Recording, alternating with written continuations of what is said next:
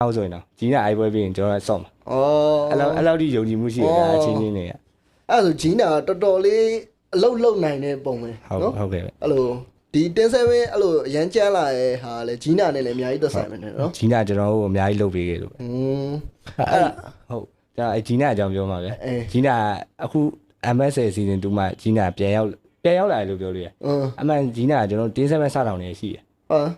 တ်လား အဲ့ကျွန်တော်တင်း7စတောင်တော့ဗျာအဲ့ LOC Rising Star ကြီးနိုင်နေဆိုတော့အဲ့တော့ကြီးနာရှိ ချန်ပီယံဖြစ်တော့ ကြီးနာကျွန်တော်စထောင်တော့ရှိနောက်ပိုင်းမှဒါကျွန်တော်ဖေကွန်ကခေါ်လို့ကြီးနာဖေကွန်ရောက်သွားပြီးတော့မှအခုမှ MSA season 2မှာပြန်ရောက် season 2မှာပြန်ရောက်လာအဲ့ဆို10 7နဲ့ဂျီနာနဲ့ကအဲ့လိုကွန်ဘိုပေါ့ ဟုတ်တယ်ကျွန်တော်ရဲ့ခက်ကရှိရော နော်လုံးဝအဲ့ဒါဆိုရင်တော့တော်တော်လေးစိတ်ဝင်စားဖို့ကောင်းတော့ငါအနေနဲ့ကအဲ့လိုဂျီနာကိုကြာတော့ဒီ coach အနေနဲ့တိတ်ပြီးတော့မရင်းနှီးထားဘူးကွာသိလားဒါပေမဲ့အဲ့လို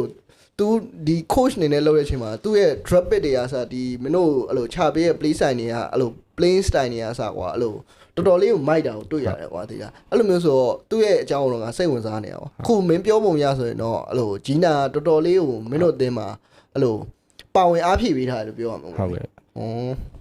အဲ့ဒါလို့အဲ့ဆိုရင်ကြီးအဲ့လိုတင်းပုံနေတွေဘာတွေတွက်ကလေမင်းတို့အခြားဒီအင်ဂိမ်းဆော့တာပြအခြားဘာ activity တွေလုပ်သေးလဲ အဲ့လိုကတော့ကျွန်တော်ကအဲ့လိုဘာလုပ်ပြတူတော့လုပ်ဖြစ်တယ်အဲ့လိုမျိုး အဲ့လိုငါတခုတော့တွေ့လိုက်တယ်ကွာ interview မှာ YG ဆိုရေးတူချိုးကြတာမသိအဲ့လိုမျိုး activity ရှိရကွာသိရမှာအဲ့လိုဘုန်းနေဟာခြေတူချိုးတာတော့ငါလေ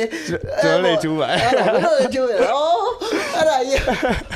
အဲ့လိုရှိရလားလို့ ရှိတယ် ဩအဲ့ဒါတော့ငါတို့တည်းလေးကိုထူးဆန်းသွား